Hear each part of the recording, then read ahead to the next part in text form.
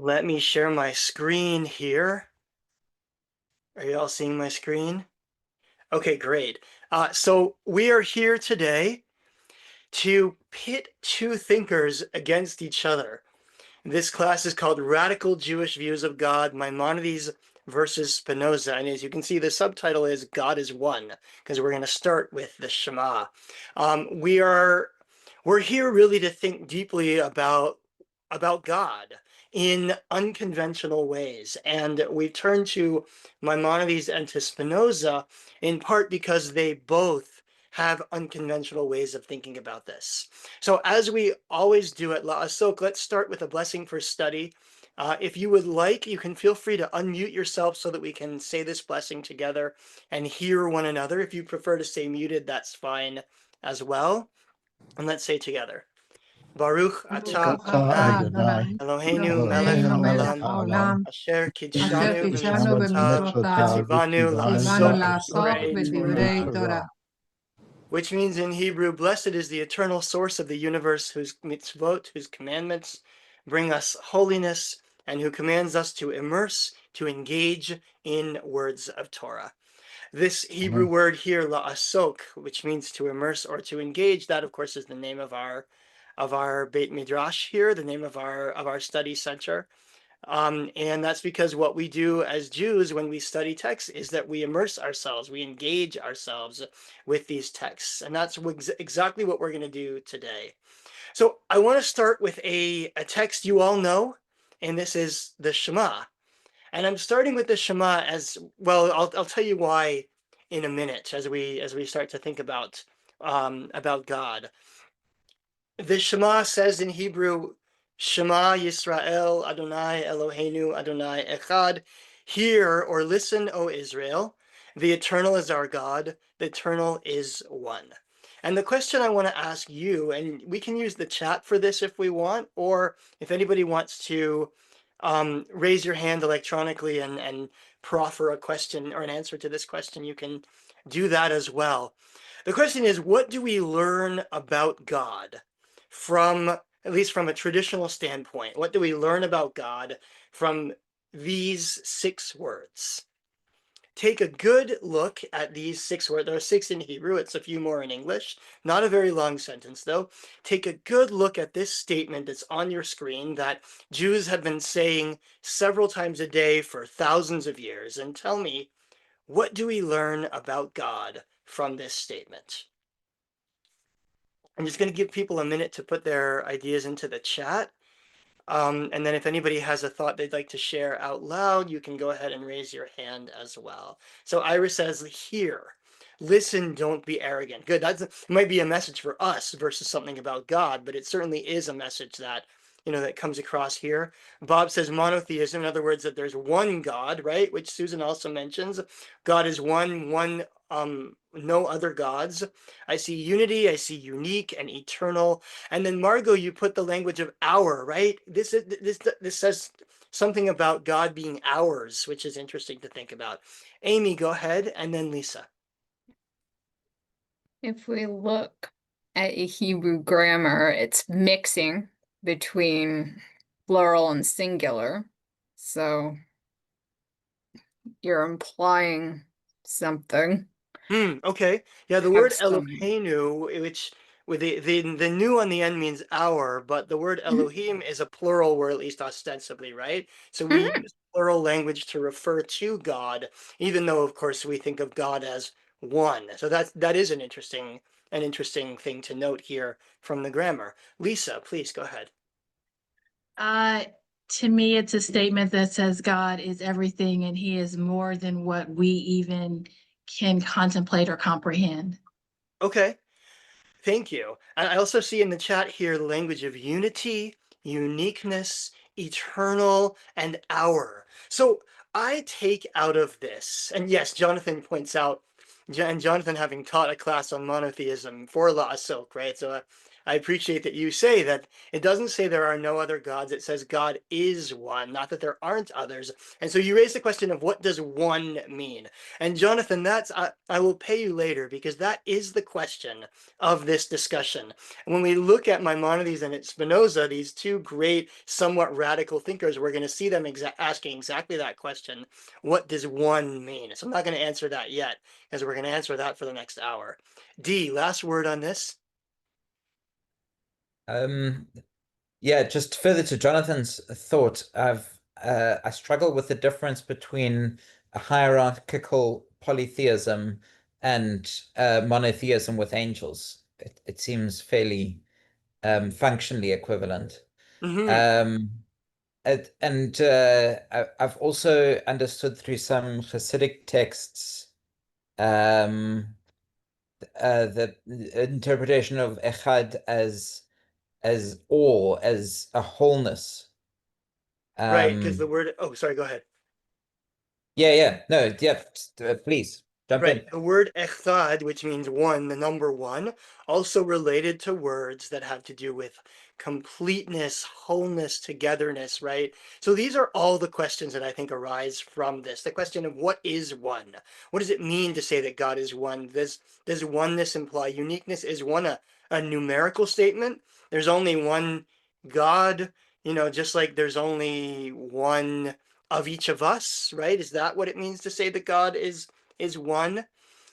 We also learn from this that God is ours, and so it implies relationship as well. So a bunch of ideas arise from this prayer, this statement that we're used to saying as Jews on a regular basis.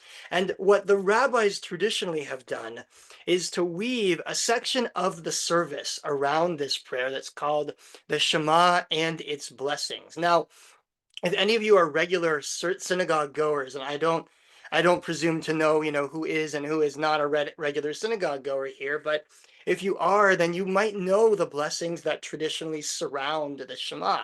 In the morning, they are the Ma'ariv, sorry, in the evening, they are the Ma'ariv Aravim, which is about God in creation, God as creator of the world. The Ahavat Olam, which is about God as the loving giver of Torah. And the Geulah, or redemption blessing, which includes the Michamocha, which is about God as the redeemer of the world. And in the morning, they have different names, Yotzer Or, Ahava Rabbah, and again, that Michamocha. But either way, what we see is that the traditional rabbis express this idea of God as one and God as ours, or in relationship with us, through this language of things that God does in the world. And they say there are three basic touch points. By the way, I'm not telling you have to believe this. I'm telling you what the traditional rabbis do with this so that we can get to our discussion about people who rebel against the traditional ideas. There are three touch points of what God does in the world. This one God who is in relationship with us. God is creator. God creates the world. God is found in the natural world around us and is the source of the natural world around us. God is the revealer of Torah. In other words, the author of the laws of life. God wrote the Torah. God handed it down. God gave us the stories and the laws that make up our way of life. And finally, God is the Redeemer. Redeemer meaning two things, meaning having redeemed us when we were slaves in Egypt so long ago, and also maybe the future Redeemer who will send a Messiah and make the world better, and that, the world will ultimately be redeemed again. These are the ideas for traditional Jews and for traditional Judaism that arise from the Shema. Out of God's oneness and relationship, we get this idea that God made the world, wrote the Torah, and will redeem the world in the end. These are very powerful Jewish ideas. But there's a problem, right? The problem is that this doesn't necessarily match what a lot of us think about God. I mean, I won't ask you to raise your hand, but how many of us believe that God literally created the world? At least the way that the Torah says that God created the world. How many of us think of God as the literal author of the Torah? And how many of us believe that the redemption of the world will come about through the sending of a Messiah at the end of times and the metaphysical transformation of the world? These are the words that we say in our prayer book on a regular basis, but they don't necessarily match what we actually believe. We as liberal Jews, as progressive Jews, actually believe about God. But the good news is that we're not the first ones to have thought that. We're not the first to have had that problem. And so today we're going to turn to two thinkers who attempted to reinterpret the question of what is God by looking very closely at the Shema and beginning with the notion of God's oneness. So that's my background before we turn to our first thinker. I see Susan's hand up, and then we're gonna turn to our first thinker. Well, this is exactly why I don't like prayer books and don't like worshiping in synagogues. Because it doesn't do anything for me. It's just yada, yada, yada. Fair enough. You know, I think it's an interesting point you make. I do like prayer books and synagogues, but I think I am constantly translating in my mind from the words that the prayer book says into something that looks and feels and sounds more like what I believe. So that's why I put this class together, right? Because I want to explore what I believe and how it relates to what other Jews throughout history have believed. Because I think a lot of us, we pick up the prayer book and we say, oh, Judaism teaches this. That's not me. That's not what I believe. But it turns out, as we said a moment ago, that we're not the first ones to have had that problem, right? We're not the first ones to have said, I don't take the words of the prayer book literally. I'm laughing at the chat there about Susan's hand being up and her cat. All right. The first of the two thinkers that we're going to turn to here is Maimonides. This is a name that I imagine is familiar to many of you. Maimonides is, he lives in the 12th century.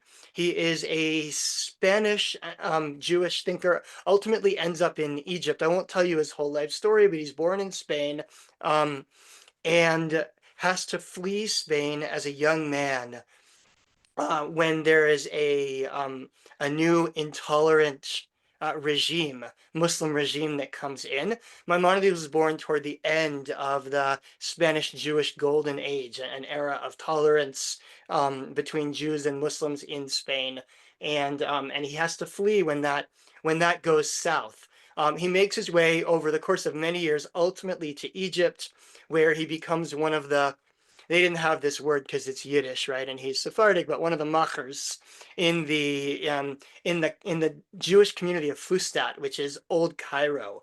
Maimonides is a rabbi. He is a philosopher. He is a doctor. He was the personal physician to the Sultan. He was the head of the community, which makes him a politician. Maimonides does it all. And some of you have heard my joke before that Maimonides is exactly who you want to bring home to your Jewish mother because he's both a doctor and a lawyer, right? He was a legalist, but he was also a doctor, right? So, but Maimonides also is a philosopher. He's a student of Aristotelian philosophy. He actually quotes Aristotle all the time in his philosophical writings. And one of the primary questions that Maimonides is asking is, how can you read the Torah in line with philosophically sound beliefs? So there's lots of things that the Torah says that Maimonides says, nuh-uh, I don't believe that. For example, when it says in the book of Genesis that God is walking around in the Garden of Eden, well, God doesn't have feet. God doesn't walk. These things do not describe God, at least as Maimonides understands it through Aristotelian philosophy, right? If God is non-corporeal, then those words can't be true. So a lot of his philosophical work is designed to help us read the Torah through the lens of philosophically sound beliefs. Maimonides, like many Jewish thinkers, when he goes to describe God, he starts with oneness. He starts with the notion of echad. And here's what he says. Let's see, Susan, since I know you, Will you unmute and read the first paragraph for us? But before you do that, let me just say a quick word. What he's doing here, and I don't know, I mean, how many of you have studied philosophy before? The language here is quite challenging, but we'll talk our way through it. Maimonides is talking about how you can describe God, and his ideas about how you can or can't describe God begin really with the question of how you describe anything, which is with the question of what is an attribute. So Susan, if you'll read the first paragraph, please. Oh, Susan, are you able to read the Yeah, I'm first here. paragraph? Yeah. Okay, go for it.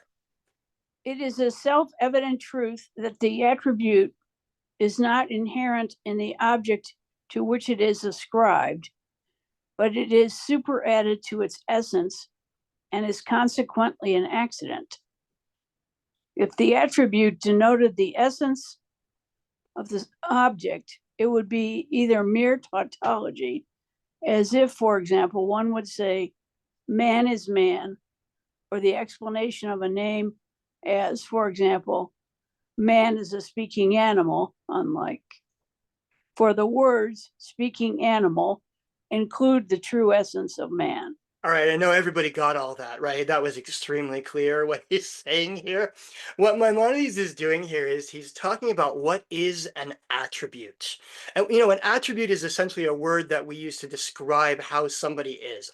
Tall, short, whatever. We have lots of attributes, lots of words to describe us. And he says that an attribute is not inherent to the object to which it is ascribed, which is to say, the attribute of smart or tall or whatever is not inherent to being a human being, right? There are a few that he calls essential attributes that is inherent. So for example, he defines human being as speaking animal, a living thing that has cognitive capacity. That's how Maimonides describes a human being.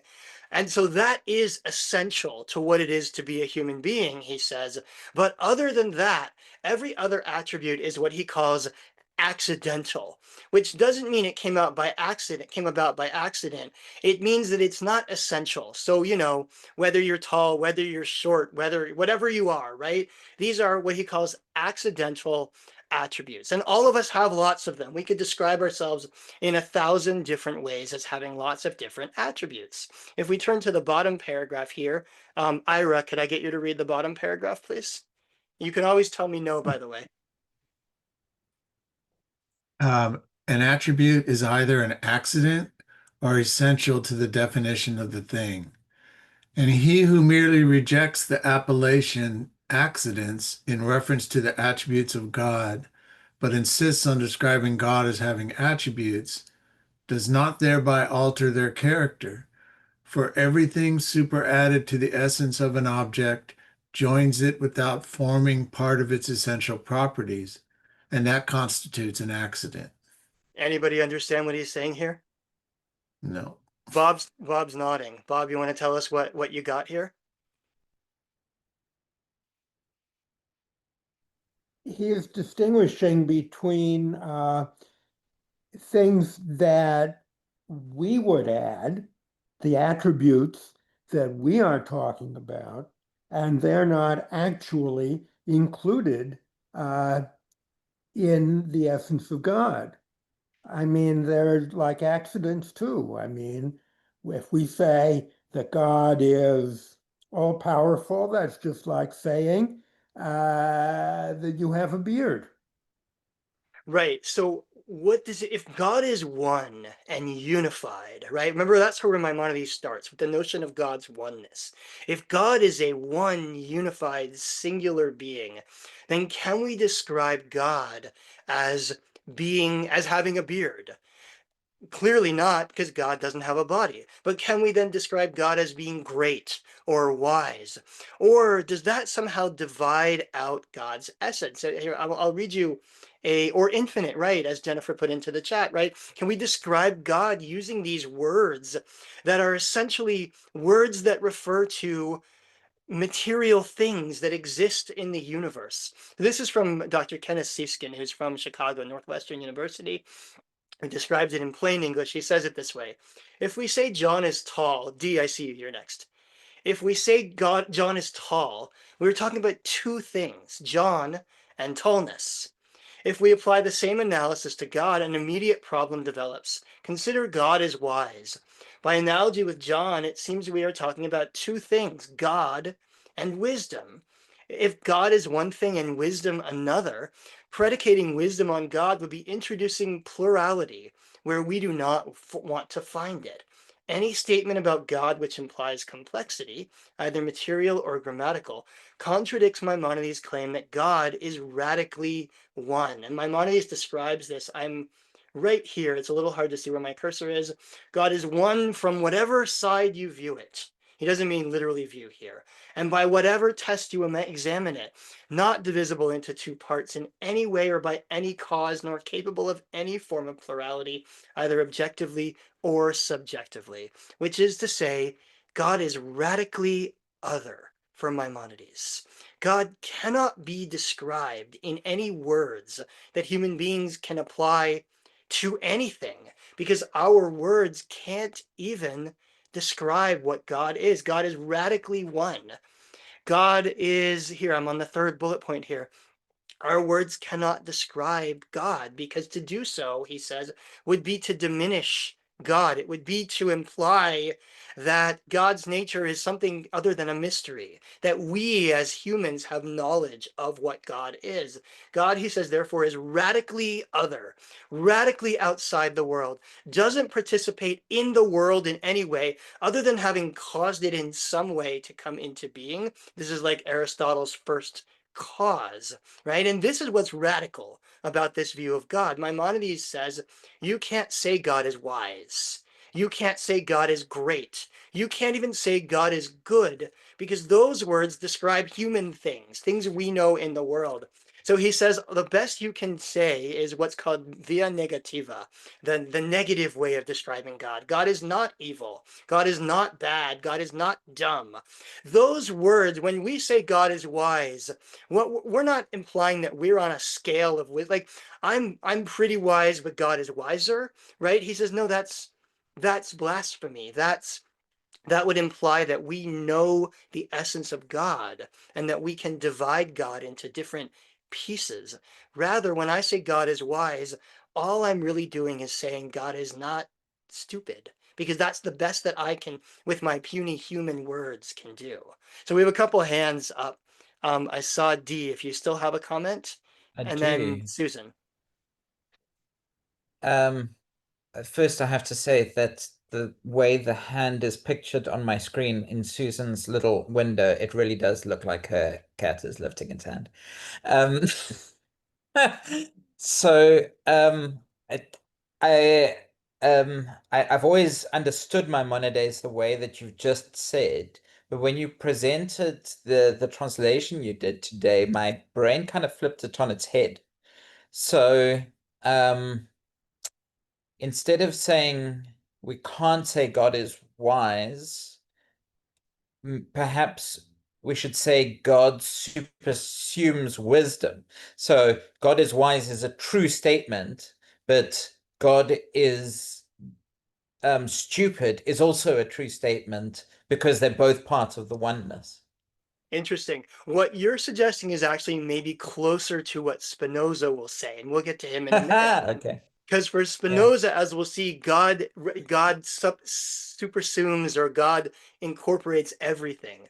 For Maimonides, God exists entirely outside of the world. That's why for Maimonides, the notion of mystery is really important. He essentially believes that we cannot know or describe the essence of God. To do so would be arrogant. To even say God is wise is arrogant, because it implies that we know something about God, and God is somehow on the same plane as us. But we'll come to Spinoza's idea about it in just a moment. So I see Susan next. Go ahead, Susan. First of all, I thought Spinoza was a heretic. We'll talk about that in a minute. He Okay. was, in a way. Okay.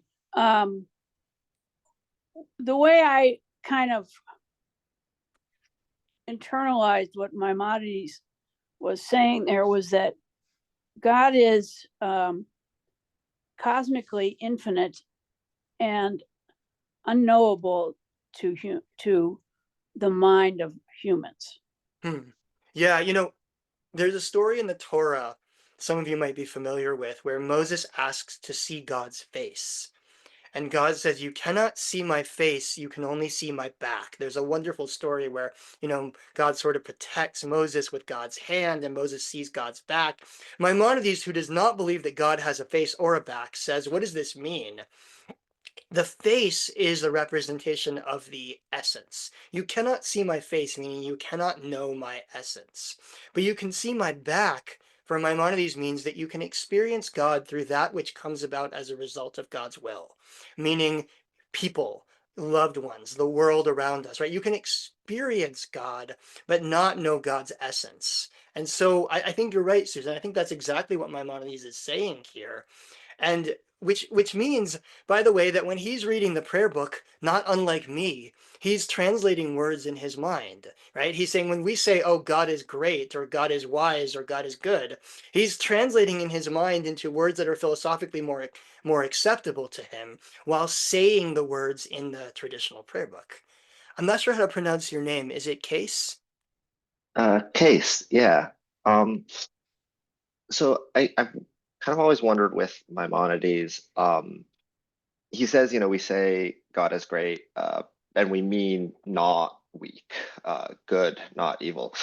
But if we're saying, God is wise instead of God is stupid, like, isn't there kind of an implied positive statement if one of those things is more true than the other? Doesn't that like imply that's not a purely negative statement, right? Yeah, it's a fair point. And I think some of his point is that our words are only our words. So God is not stupid in the sense of a human, right? Because God, has knowledge, and therefore we can't describe God as, being devoid of knowledge.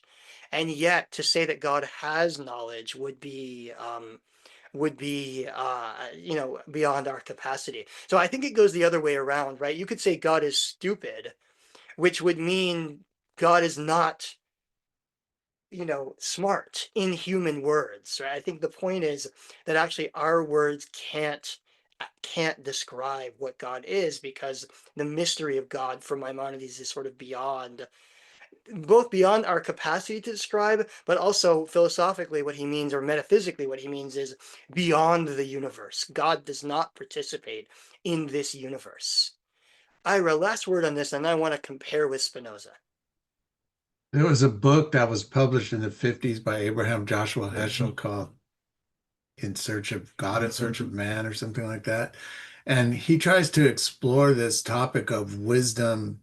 And I think what he says is something like mankind, we can be wise as we grow older and learn more, but we can't attempt to understand God's wisdom because God is something that is beyond everything, including wisdom. I think that's what he's saying. Yeah, Heschel is a mystic, right? Heschel is a chassid, and he, for Heschel, God is found in awe. Heschel has a very different theology than Maimonides, but he does believe that God is found in our sense of awe, and that probably is where Heschel and Maimonides come together. Is this notion of, the awe-inspiringness of mystery. Even though they have very different sets of beliefs about God, I think they would both encourage us to accept mystery and to be in awe of the mystery that there is. Which actually brings us nicely to our second thinker. So Baruch Spinoza, philosopher, lens grinder, rebel, and heretic. Somebody asked before, wasn't he a heretic? And the answer is, how do you define heretic?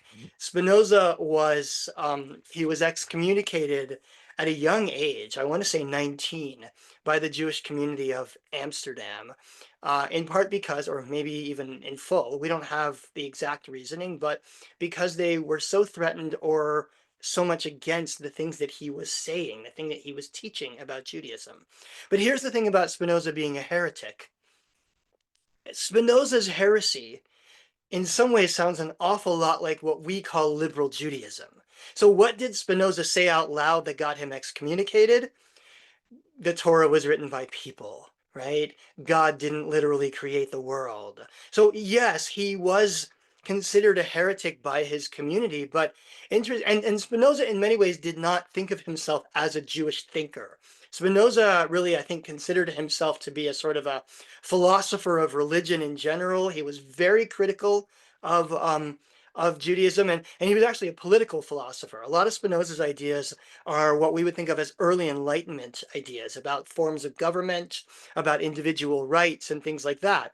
But Spinoza, it turns out that as Judaism has moved in a more liberal direction, Spinoza's ideas have been more and more embraced by liberal Jews. And so was he a heretic? Well, maybe considered so in his time. Was he a Jewish thinker? He didn't think of himself that way. And yet, in retrospect, Spinoza is very much a Jewish thinker. And Spinoza, in some ways, is going to say the opposite of what Maimonides said before. If Maimonides said that God is radically outside of the world, Spinoza is going to say that God, as you can see on your screen, is the immanent cause, immanent meaning inside.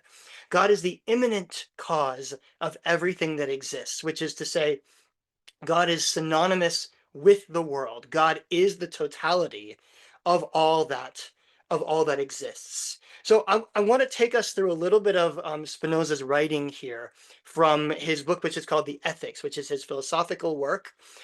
Spinoza writes in what's called a geometric style, which is to say he does not write he's not a storyteller. He actually is capable of writing in storytelling and persuasive ways. He does that elsewhere, like in the Theological Political Tractate, for example. But in the Ethics, he writes in what is essentially a geometric style with various arguments being made and debunked and knocked down, because Spinoza does not want to persuade you with his words. He wants to persuade you with his logic about what God is and is not. And so he starts with some definitions. He says, by God, I mean an absolutely infinite being. That is, he redefines, a substance consisting of infinite attributes, each of which expresses eternal and infinite essence. Does Judaism tell us that God is infinite? God is eternal? Well, yeah, that idea does exist within Jewish texts. What's the implication of God being infinite? If God is infinite, then can anything be beyond God? Can there be anything that is not part of that which is infinite? Well, if you're philosophically honest, then no, there can't be, which means that Spinoza has now redefined God as, you can see here, a substance consisting of infinite attributes. I mean, the word attributes came up with Maimonides earlier as well, right? Maimonides says, a thing has an attribute. We describe it's either an essential attribute or it's an accidental attribute. Maimonides says, when you think about that which is infinite, it must necessarily contain all attributes in the world. Every attribute that could ever possibly exist is part of that which is infinite. And if God is infinite, then God contains all those attributes. He then goes on to describe what he calls substance. By substance, he says, I mean that which is in itself and is conceived through itself, which is to say that which is not caused by anything. What is not caused by anything? What in traditional, religious thought was not caused by anything and yet is the cause of everything? God, right? God is not created by anything. God is the creator of everything. So substance, which is to say everything that exists, all that there is that which is in itself and is conceived through itself. Substance, which is also synonymous with the entire universe, which is also synonymous with God, is made up of various attributes and various modes. A mode is essentially a piece of substance, right? So, a mountain is a mode of substance. A planet is a mode of substance. A star is a mode of substance. A snail is a mode of substance. You are a mode of substance. What are you as, a human being, something that exists? You are part of this larger universe, this substance that exists, that is the only thing that really exists in itself, having not been caused by anything else, which is God / the universe. So what Spinoza has done here is to redefine God to include, well, to include everything. God is not the creator of the universe anymore. God is not the one who caused the universe to come into being, except in as much as something causes something that is part of itself.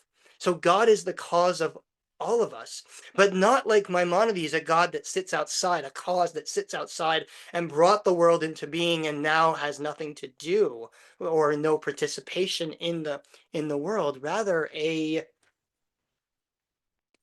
an intimate, immanent cause of everything. That is to say, did I want to do this one? That is here. I'll skip to the next slide here. That God is the immanent cause of everything that exists. So God now is synonymous with the entire universe. So let me pause here and ask you, what is this bringing up for you as we read through this? Reactions, comments, thoughts, questions, anything this is bringing up for you? I see Ira. Go ahead. Just real quick, it reminds me of, I forget who, but God says, I am who I am. It's just, I am. And what does that mean? So God is sort of like the God is being, right? God is existence. And yeah, so you're talking, Ira, about the story in Exodus at the burning bush, where Moses asks, who are you? And God says, I am what I am. Later picked up by Popeye, right? I am what I am. Ehyeh asher ehyeh. It's interesting, if you look at the Hebrew name of God, which is Yud He Vav He, I'll just put it in the English, the 4 letters right there. Yud He Vav He comes from the Hebrew root He Yud He, which means to be. In the past tense, that word Haya. In the future tense, it is ihiyeh, you put the yud on the front of it. And in the present tense, it is hoveh, that is to say that which is, with a vav in the middle. So God's name, Yud He Vav He, actually takes from the past, present, and future tenses of the verb to be, which is why, by the way, that we often translate Yud He Vav He in more progressive prayer books as the eternal. Right? The one that was, is, and will be. But to take your idea, Ira, maybe what it really means is God is being. God is, simply is, right? That's the end of the sentence. God is. And everything that is in God, which is the kind of language that Spinoza uses, which is really quite amazing.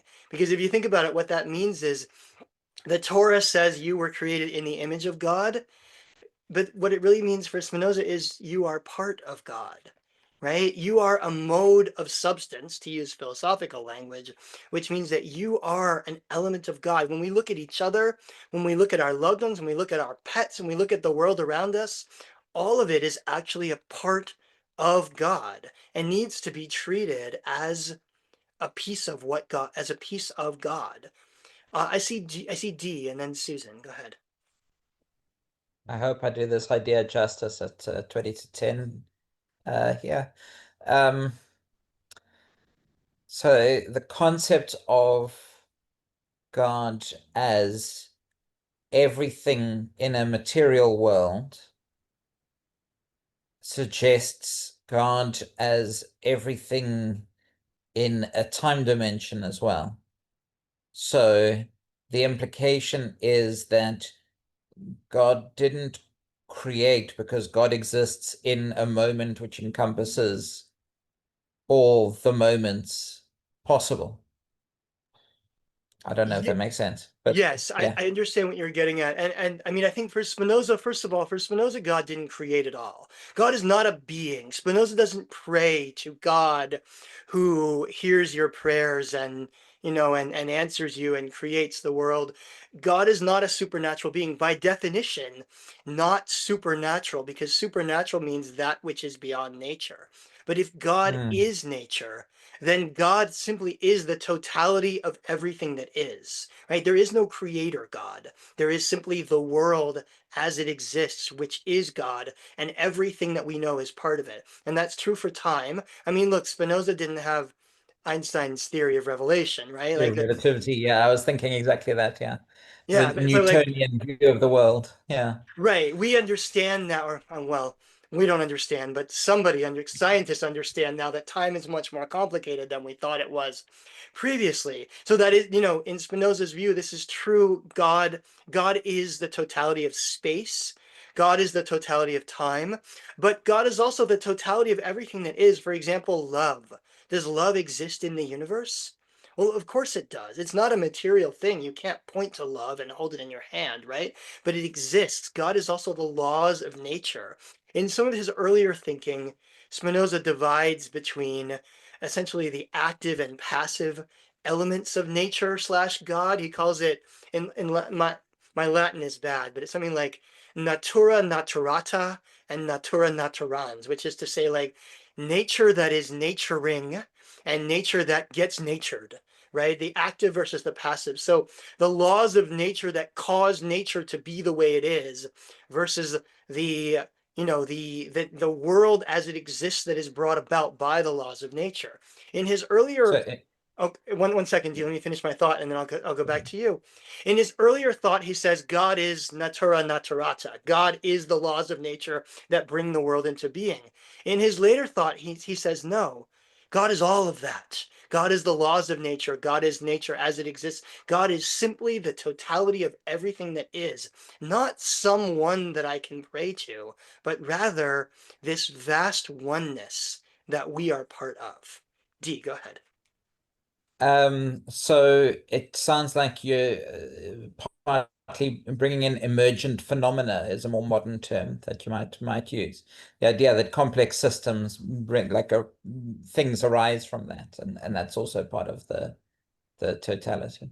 Yeah, I don't really know the concept you're describing, but I think, for Spinoza, all of the ways that nature natures itself, right, would be part of God. Now, Spinoza also does not believe in God as good, right? That's our prayer book talks about a good God. We pray to God in the hopes that God will hear our prayers and, make things okay for us. Spinoza says God doesn't work that way. God's will is, is experienced through the laws of nature. And sometimes that's really bad for us. Sometimes it's good for us. It's not a God who can hear our prayers and change things because God doesn't act outside of the laws of nature. It's a God that we can experience by being in the world. Alfred, go ahead. I think the word that comes to me from what Dee was describing is emergence. There are emergent properties. For example, the thought is water, the H2O molecule, is not inherently wet, but when you get enough H2O molecules together, the attribute of wetness emerges from the collection. Right, so Alfred, tell me more about how that relates to God then, how that relates to what Spinoza is saying here. Well, relating to what Dee was saying, to me, as more of a non-theistic thinker, I feel that the quality of humanity's perception of God emerges from humanity's collective experience. But Dee may have other thoughts. So, okay, yeah, I like that idea. The notion that these, that first of all, from a philosophical standpoint, that our experience of God emerges, right, from our experience in the universe, and also maybe, and I think this is what Dee was saying. Tell me if I'm wrong, Dee, that the universe sort of emerges from its own capacities, right? That the God, in that sense, God is constantly unfolding. We are here as part of God, bringing about God. We are helping to bring God to fruition, so to speak, which is actually quite amazing if you think about it. And if you want to relate this to Heschel's book that Ira quoted earlier, Heschel says that God is in search of man because God needs us. God needs human beings to help bring about a better world, to help actualize the world that God wants. Now, Heschel is much more of a theist, right? Heschel believes, I think, that in a much more literal sense. But Spinoza might also believe that we are part of bringing about and actualizing God, because through the work that we do in the world, we help bring nature to fruition. Susan, go ahead. Well, I'm kind of thinking that maybe Maimonides and Spinoza are not as opposite thinkers as it may seem, because Maimonides says you can't add anything to everything else is an add-on. So because we can't know what God is, we can't ascribe any attributes to God. And Spinoza says that God is every single attribute that there is. So attributes of God are infinite, if you will. And I think that Maimonides, in his unwillingness to ascribe attributes, is saying the same thing, that God is infinite. Interesting. With one nuance, I think. Both of them start with the notion of oneness. And for Maimonides and Spinoza, one is not only a numerical number, or not only a numerical statement, one is a statement of uniqueness, right? Maimonides says God is wholly unique. God is indivisible. God cannot participate in elements of the world as we know them, right? That's why for Maimonides you can't say God is wise, because wisdom is part of the world and God is unique. God's oneness necessarily means that God is unique. So where Maimonides and Spinoza agree, if I can share my screen again, is on this statement right here. This is Spinoza's proposition number 2. Two statements having different attributes, two substances having different attributes have nothing in common. Now, substance here, remember, does not mean like, any material. Substance for Spinoza means that which is in itself and is conceived in itself. A substance is something that exists not having been caused by anything. It can necessarily have no attributes in common with another substance. If one caused the other, then they have something in common. One was the cause of the other, therefore they're part of the same substance. So Maimonides agrees with this statement. Maimonides says two substances have different attributes, have nothing in common, which is why Maimonides says that God is entirely outside of the world. Two substances, God and the universe, can have nothing in common. That's why God can't be great or wise or green or purple, because those are elements of the world as we know it, therefore can't relate to God. Spinoza agrees. Spinoza also says two substances having different attributes can have nothing in common, which means that for Spinoza, there actually is only one substance. There is nothing outside the universe because there are no attributes that don't exist in the world. If God is the infinite number of attributes, then God is necessarily part of the world rather than outside of the world. So now we get to this, and Case, I see you. Actually, Case, you go ahead, and then I'll talk more about this. Well, I guess I'm been trying to figure out like how these two perspectives would orient us toward action in the world, if that's something that either of them are concerned with. Because Maimonides, by saying that we have nothing in common with God, I think in the Guide to the Perplexed says that we can have no relationship to God, which I think then kind of raises this question of like, well, then what are we doing here with all of this? Like, if we can't have a relationship and for Spinoza, if God is everything, like does that tell us anything about what we should be doing for the world or each other, or is that just not something they're concerned about? Right. Yeah, it's a really good question you've asked, which I think is a nice segue into our final piece, which is really to ask how these relate to us. So Maimonides, by the way, thank you to ChatGPT for having created this image of Maimonides and Spinoza boxing each other. They both start with the notion of God's oneness. Oops, as you see on your screen here, God is one. And yet from there, they find radically different conclusions. Maimonides says that God is radically outside the world. God is mysterious. You can't possibly fathom or truly describe God. Spinoza says that God is radically inside the world. God is the world, and you and everything you see are a part of God.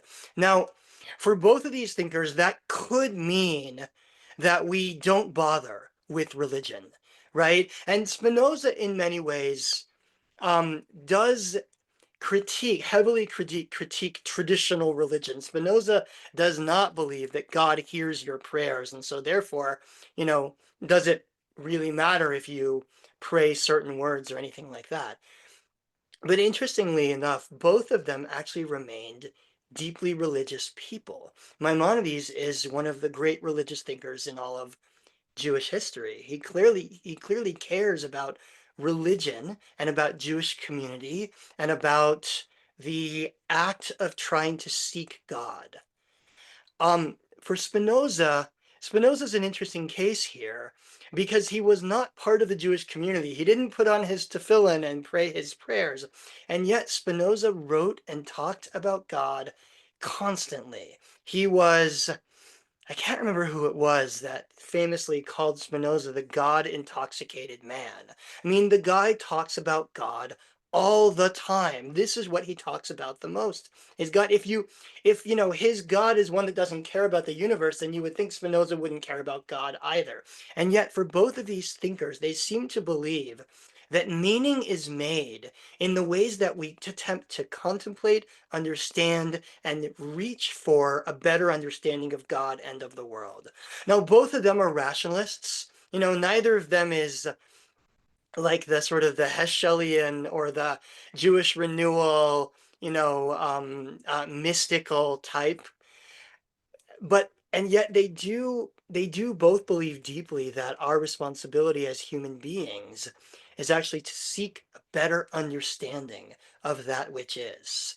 Not that we can ever understand God, at least as far as Maimonides is concerned, but we still have the responsibility to try to understand what it is to live in the world, what it is to be part of a community, what it is to live a holy life, to bring holiness into the world, etc. I think for both of these thinkers, and I would suggest, just speaking for myself, for me as well, if God isn't the one who made the world and commanded you to put on tefillin, then meaning is made in the way that we interact with the world, in the way that we engage with the world, build relationships, attempt to make a better world around us. Spinoza's thinking actually gives us an incredible amount of power to shape the world because we are part of God. We have the power to actualize God in the world, and that is a religious act.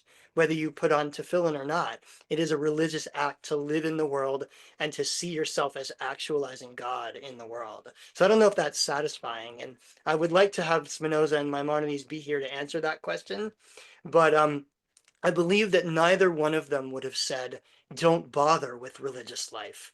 They would have just said, think deeply about what it means to be in relationship with the divine and with the world around you. Ira, go ahead. Is it possible that both of these philosophers are equally right? I mean, are they really, does one have to be right and the other wrong? Well, I mean, from a philosophical standpoint, these statements can't both be true at the same time, right? So, from that standpoint, yes, one of them has to be right and one of them has to be wrong, or they could both be wrong. That's also possible. But it is also possible that we find elements of what each of them has to say important in our Jewish lives, right? So, I mean, this is where in the 5 minutes we have left, I'm curious, which of these resonates with you? Do you think of God in either or both or neither of these ways? And does the thinking, and I know we've only looked at a little bit of their thinking, but does what Spinoza and what Maimonides have to say inspire you? Or how does it inspire you in your Jewish life? Anybody want to respond to our boxers here? Susan, go ahead. Frankly, I think they're both right. Tell me more, Susan. Well, I'm not really sure how I can explain it, except I'm thinking back to a time when I was studying something with Rabbi Lockheim. I think it was Duties of the Heart. And there was this other guy there, and he was sort of railing and rambling about how is it possible to experience God. And remembering my Heschel, I said, God is. And then Tom said, God is energy. You just have to plug in. So it seems like, yes, mysterious, and yes, the world maybe, but I think probably more Maimonides for me. So yeah, so that idea that we get to participate in God, right? God is, and I don't know if this exactly matches either of them, but I like this idea that God is something that we can participate in, sort of like activate. Mordechai Kaplan, who we haven't talked about here, talks about God as being that which makes for meaning in life. And so there is this sense in which we get to participate in God, and maybe that's closer to Spinoza, right? Seeing God in sort of like the world and the powers around us. Amy, go ahead, please. I think with me, it's pretty contextual in nature. I don't have it hard appreciating Genesis 1:27 saying we are created in God's image. So, we're here. So does that mean that God's here too? If we have how many? Like 8.5, 9 billion people doing everything? Then again, we don't always grasp everything completely about anything. Are beings invented by someone higher if something's right? So, yeah, right. To that effect, seems safe saying God's kind of incomprehensible and away from Earth because it feels so hard to explain anything at large or as completely as we want. So, thank you, Amy. kind of Yeah, strikes me as contextual. I think, in the end, for both of these thinkers, a lot of it comes down to the notion of oneness. And what they really do have in common is they encourage us to think about God and about the world in terms of oneness. And whether you believe God is radically outside the world or radically inside the world or none of the above, I think, part of what I take away from this is that there is a oneness in the universe that reflects the oneness of God. And that, I like what Bob just said, we're all parts of God's dream. We are responsible, I think, to treat each other and the world around us as part of this vast, sacred oneness. Call it, natura, Deo siva natura, nature that is God. Call it the world, the unified world that God created from the outside. The point is that if we look around us, we should see echad. If God is one, then so are we. And if we really went around our lives thinking about the world as being a unity, the world as being a oneness, we would probably treat each other differently. We would probably treat our planet differently, right? And we would maybe even treat ourselves differently as well. So I want to thank you for this discussion. I hope this was interesting to you.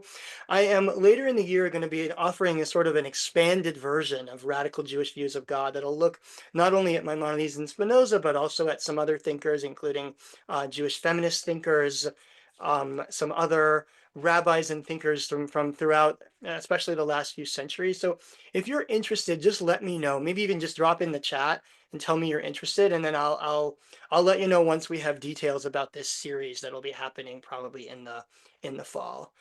So I thank you all for this discussion, and I hope to see you again in the classroom soon. I'll wish you an early Shabbat Shalom. Take care, everyone.